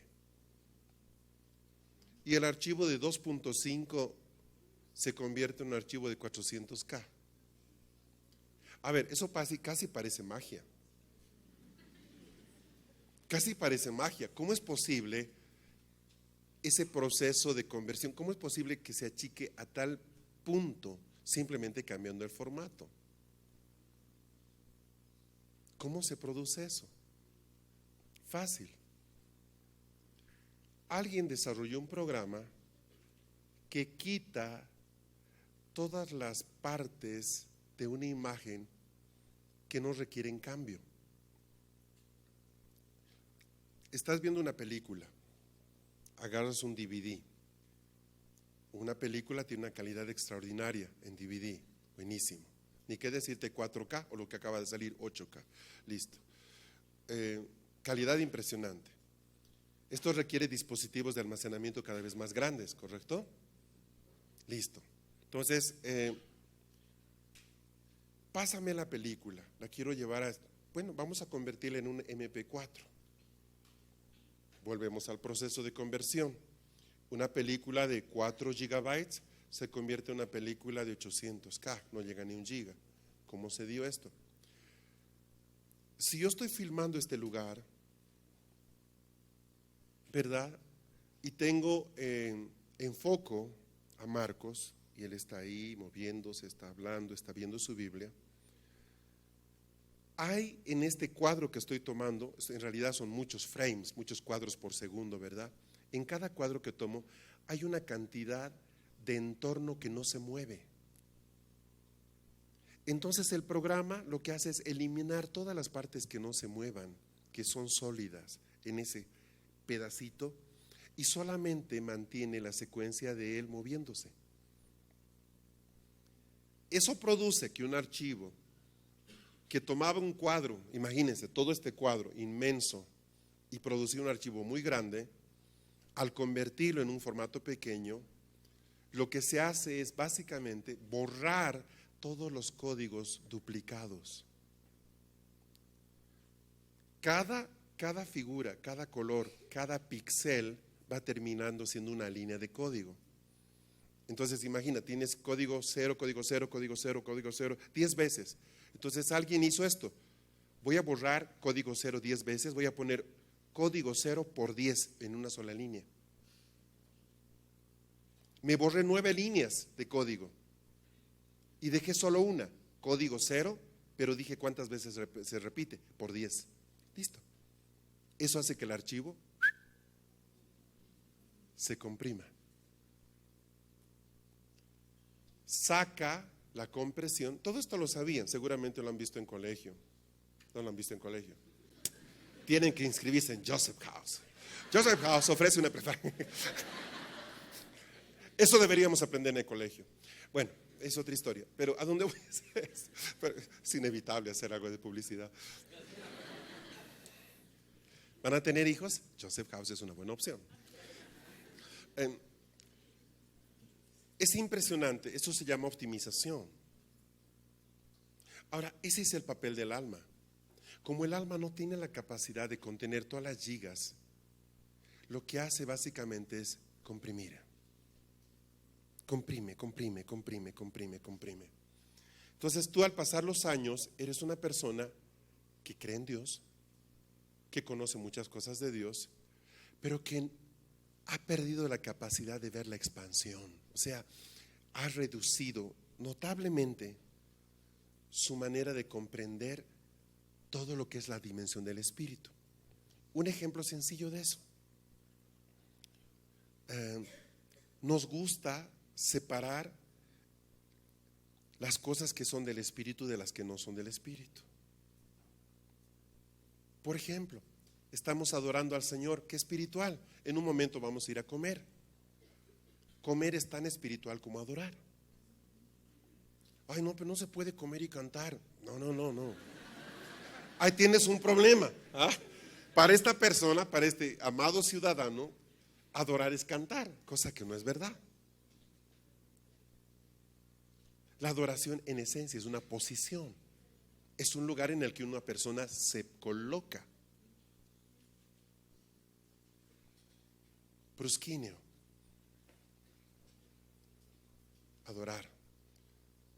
No es cantar, brother. Es algo más profundo que eso.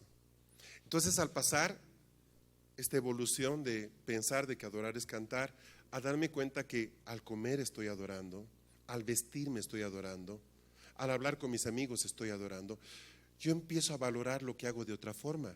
Oye, mira cómo me he visto así, y así estoy adorando, y así estoy adorando, y así estoy adorando, y viendo esta película estoy adorando. Entonces ya ya no caigo en la sensación que producen tener dos hemisferios. Cuando adoramos, funciona uno de ellos. Cuando estudiamos, funciona el otro. La vida de Cristo produce que mis dos hemisferios se unan. Hay algo que se llama cuerpo calloso, que se multiplica en esa unidad y hace que a medida que yo crezco en Dios, la diferencia entre lo que hace el hemisferio izquierdo y el derecho cada vez sea mínima. O sea,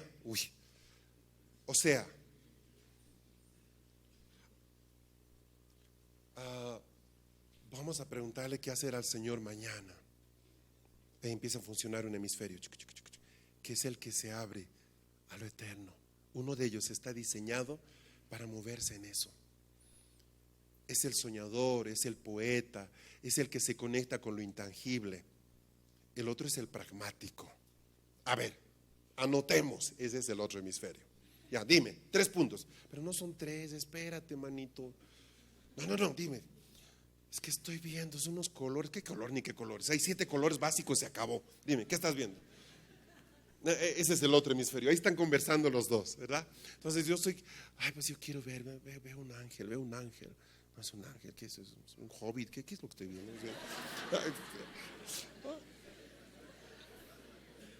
Entonces cuando uno de ellos toma por el control, yo empiezo a ver y veo las escaleras, veo el trono blanco al anciano de día, se abre todo el mundo espiritual y el otro se queda, ya, hay que hacer, ¿no? Es impresionante. Entonces termino el tiempo de oración y le digo, bueno, ¿y qué viste? Pues vi unas escaleras doradas y un trono, pero estaba vacío. Ajá. ¿Y por qué estaba vacío? No sé. Está hablando del otro hemisferio, no sé. Un hemisferio es descriptivo, el otro es el interpretativo. ¿Sabes? Pero caía agua sobre el trono y por atrás se divide esa agua en 3. ¿Y por qué? No sé. Es la típica persona, tuve un sueño, te vi a ti y sé que es de Dios. ¿Qué significa? No sé. Esa es gente que le funciona solo un hemisferio. Perdón, es así, esa es la verdad.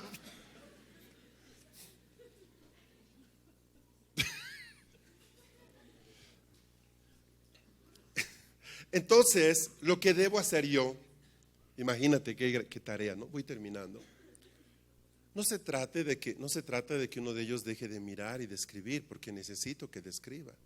Se trata del otro que fue educado por Grecia, ese otro que, ¿me entiende? Que conoce las tablas de multiplicar, que conoce las leyes de la trigonometría.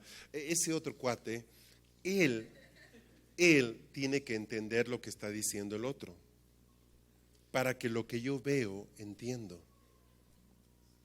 Porque la pregunta que el Espíritu te va a hacer es la misma que le hace Felipe al eunuco.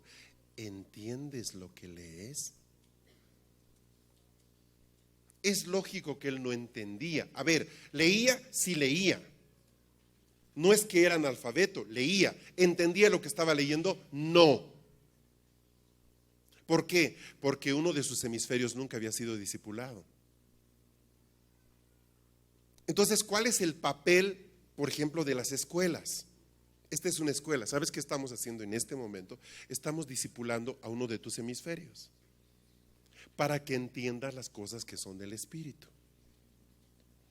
Ahora imagínate que pudiéramos tener esta misma reunión 2 veces al año. O sea que hay gente que ha cambiado su vida en 5 días, hace 4 años, en Tierras Altas, en Chinauta, en un encuentro. Imagínate si ese encuentro fuera más largo, o imagínate si fuera más seguido. Lo que no produjo, escúchame con todo respeto, lo que no produjo 15 años en la iglesia, el Espíritu Santo lo hizo en 4 días en Chinauta. En 4 días. Imagínate lo que haría en 4 meses. Imagínate si decidimos que Benjamín es un proyecto continental y trabajamos en cada país como se está trabajando con ustedes, y una vez al año reunimos a todos los jóvenes de todos los países bajo la identidad de Benjamín. Imagínate en 5 años.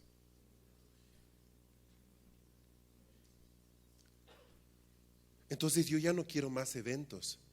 Lo que yo quiero son procesos.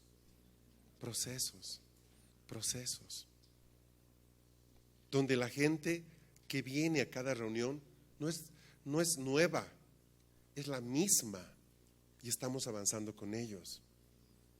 Y no es infinito, esto no son 20 años por delante, no, en 3 o 4 años tú ya estás con todo.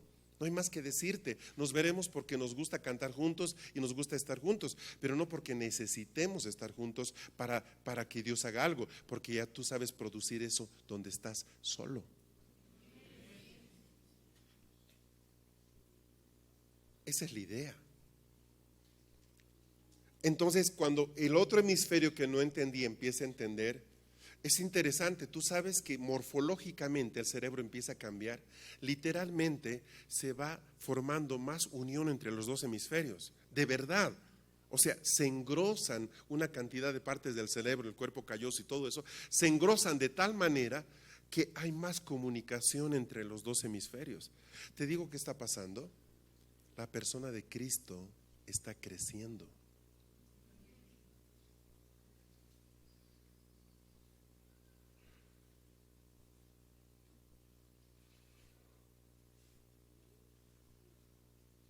Podríamos ponerte en un tomógrafo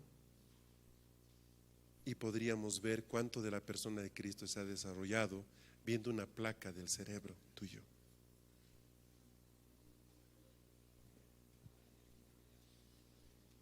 ¿Me está viendo la cara? No le estoy viendo la cara. Para todo lo que le estoy diciendo tengo un montón de material y este es un tema apasionante.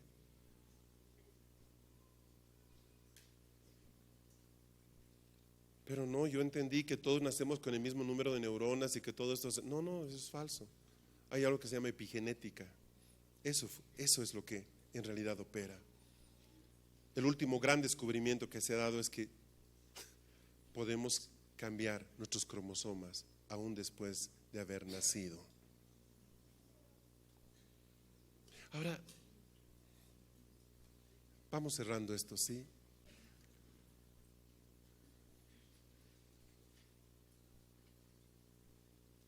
Estoy llegando a afirmar algo tan osado como esto, que mientras más distancia haya entre el hemisferio derecho y el izquierdo, hay más espacio para la duda.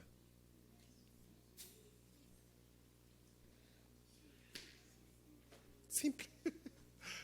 ¿Por qué? Porque tú no puedes defender aquello que no entiendes. Por eso es tan importante lo de ayer en la tarde. Si no somos ese grupo de muchachos, sí, todos lo podemos en Cristo. Un rato, a ver, párala. ¿Quién eres tú? Pues yo soy un bautista, yo soy un luterano, yo soy un... No es así, no va por ahí.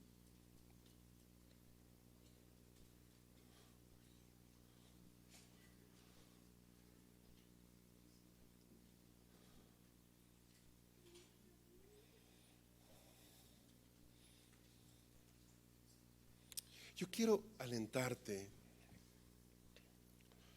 De verdad tú tienes una perspectiva extraordinaria. Los próximos años pueden ser extraordinarios para ti. Pero de verdad necesitas vencer este gigante que ha sido y es nuestro, no solo tú, es mío, es de Marcos, de Pastor Arturo. Es un gigante que nos ha seguido años. ¿Quiénes somos? Sí, tú eres la esposa de Guillermo. Tú eres hija de la pastora. Ah, tu papá era pastor, claro. O sea, siempre nos vinculan con alguien.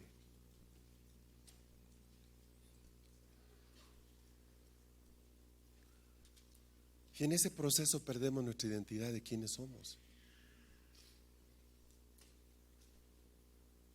Porque mis hijos serán mis hijos, pero ellos son personas únicas. Y el papá de Marcos será pastor, pero él es Marcos.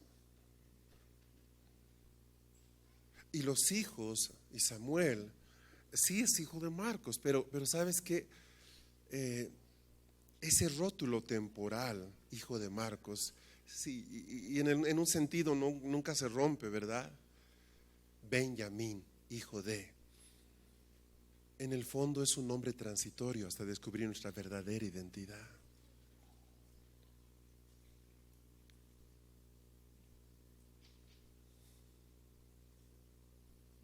La iniquidad solo tiene poder donde hay ausencia de identidad.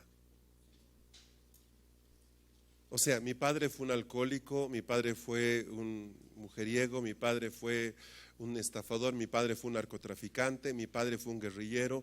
¿Sabes? Está bien. ¿Puedo cambiar eso, pastor? No, no puedes. No hay oración que cambie un muerto. Pero tú puedes cambiar tu identidad.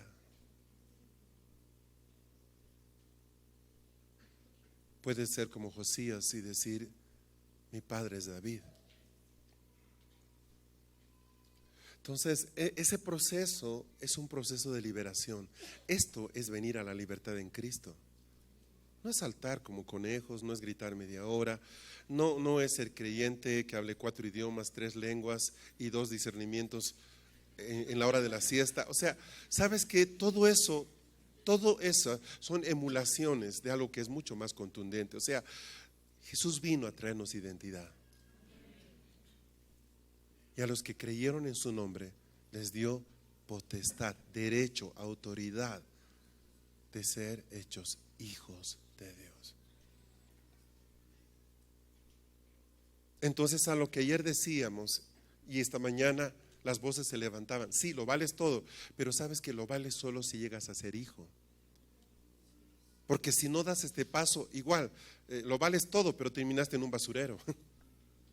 Lo vales todo, lo valías todo, sí. ¿Sabías eso? Sí. ¿Y qué hiciste con eso? Nada. Ahí llega la verdad. La verdad es de que yo lo valgo todo. He llegado a entender eso. Eso me libera. ¿Me libera de qué? Me libera del alcoholismo de mi padre. Me libera ¿me explico? De la imagen de capo que tenía mi abuelo. Me libera de ese pasado. Me libera. Es que me libera.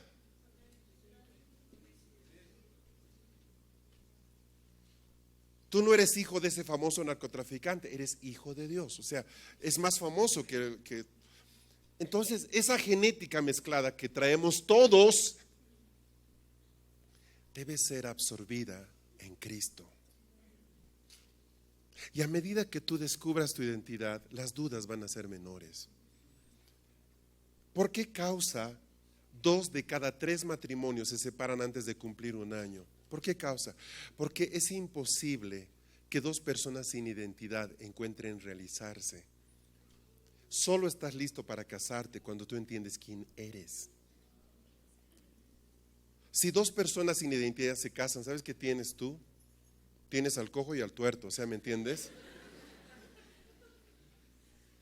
O sea, olvídate, tienes unos tuertos de un ojo y otro. Vean 3D.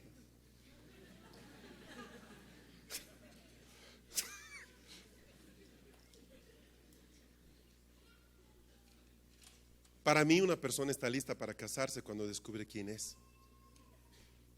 Puede que tengas 19 años, puede que tengas 29 años, puede que tengas 39 años. El día en que tú descubres quién eres, y no es la frívola respuesta, soy hijo de Dios. No, espérate, eso es fácil. Ese es el cliché.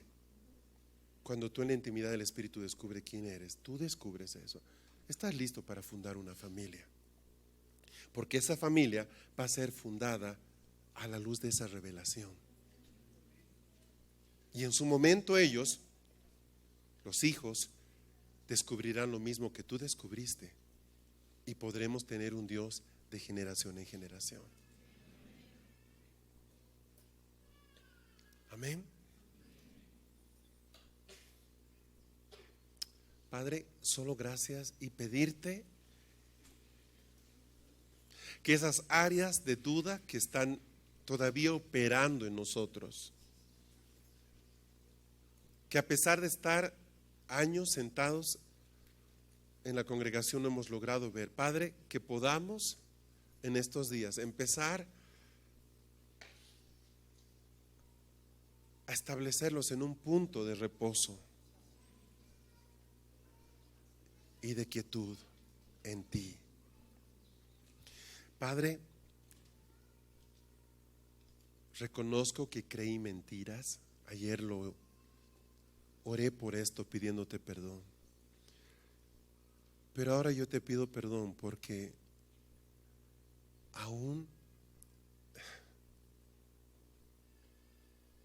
dudé de quién yo era.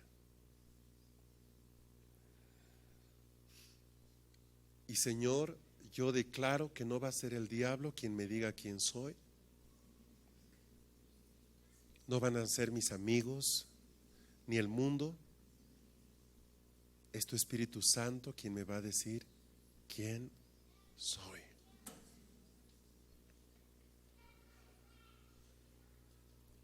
Descanso en ti y te ruego que durante toda esta tarde y los próximos días, Señor, podamos de verdad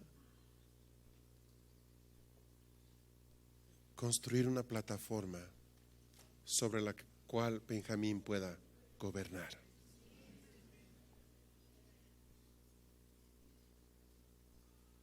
Te necesitamos, Señor. De verdad que sí. Oramos para que este abismo que hay en nuestros hemisferios desaparezca y tu persona crezca extraordinariamente en cada uno de nosotros, para que lo que cantamos, lo que vemos, lo que percibimos en nuestro espíritu, lo entendamos. No seamos profetas de un hemisferio. Ayúdanos, Padre. Gracias por este tiempo hermoso que nos das de comunión. Gracias por el tiempo que tú nos has dado en la alabanza.